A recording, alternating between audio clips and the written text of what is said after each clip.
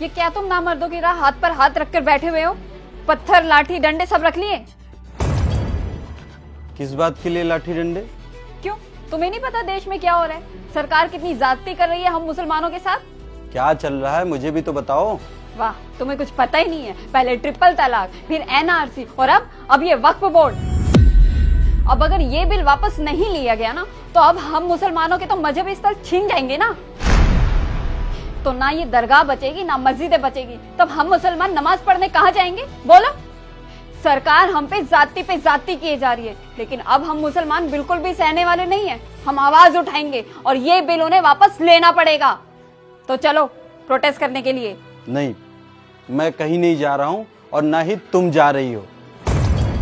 क्यों, तुम्हारा खून क्या पानी बन चुका है? हाँ, मेरा खून पानी हो गया है। और ये बिल ला के गवर्नमेंट ने क्या गलत किया है, क्यों प्रोटेस्ट करने जाएं? तुम एक औरत होके ये बोल रही हो कि ट्रिपल तलाक पे जो कानून आया है वो गलत है। कभी तुमने उन औरतों के बारे में सोचा है जिनको सिर्फ 3 बार तलाक बोल के छोड़ दिया जाता था? हाँ, उनके साथ कितना बुरा सलूक होता था हलाला के नाम पे। जब तुम्हारी खाला आके तुमसे रो रही थी तब तो तुम्हें बहुत बुरा लग रहा था कि हलाला बंद होना चाहिए, और अब इसी के खिलाफ तुम बातें कर रही हो। लाखों करोड़ों औरतें थी, एक बार किसी से निकाह हो जाता है ना तो वो इंसान उसके दिल में बसता है। वही इंसान उसको छोटी सी बात पे तलाक दे दे, वापस से निकाह करने जाए अपनी ही बेगम को किसी और के बिस्तर में।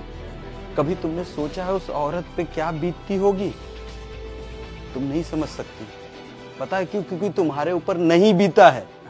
गवर्नमेंट ने बहुत अच्छा कानून लाया है, करोड़ों औरतों को न्याय मिला, और तुम क्या बोल रही हो? एनआरसी? हाँ, जिस बस्ती में हम रहते हैं वहां पे लाखों मुसलमान हैं, किसी एक की नागरिकता छीनी क्या? नहीं ना।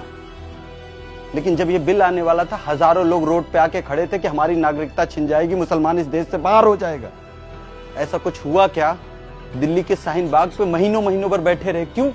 हाँ, क्योंकि ऊपर जो बैठे हैं ना मुल्ला मौलवी राजनीति करने बैठे हैं, वो बहकाते हैं। जो लोग अनपढ़ लोग हैं ना उनके बहकावे में आके खड़े हो जाते हैं और जाके लाठी डंडे खाते हैं। लेकिन ये जितने भी बिल और कानून आ रहे हैं ना, ये मुसलमानों के हित के लिए आ रहे हैं। दुनिया में सबसे पैसे वाली कौम कौन सी थी?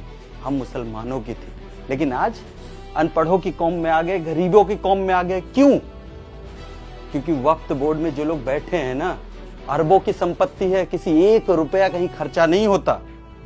लाखों मुसलमान हैं हमारी बस्ती में, लेकिन किसी एक को वक्फ बोर्ड के नाम पे कभी कुछ मिला है?